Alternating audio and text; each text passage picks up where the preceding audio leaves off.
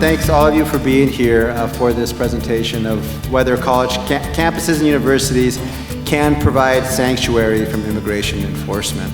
Of course, the notion of sanctuary comes out of immigration law, and some of us have long been thinking about, writing about, doing praxis in ways in which we can use the immigration law in ways to protect those most often than not are undocumented, or you have this regime of immigration that comes to bear very heavily, right, on those with the least resources. This is a very new thing in terms of universities, although there have been sanctuary, quote-unquote sanctuary cities around for a long time, but this is all a product of the current moment that many universities around the country are thinking, what can we do to protect our students from what might be a lot of hostile and interventionist kinds of governmental policies?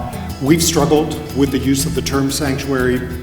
We avoided using it initially when we were planning this project out because we thought that it had a lot of baggage attached to it and that it's kind of like Obamacare. Originally, Obamacare was used by the opponents of the Affordable Care Act, and then President Obama embraced it.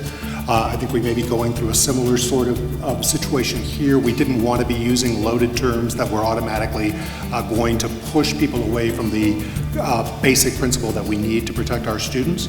We all know from Trump's election that rhetoric matters a great deal, and President-elect Trump has been quite successful at making sanctuary kind of unbelievably a dirty word.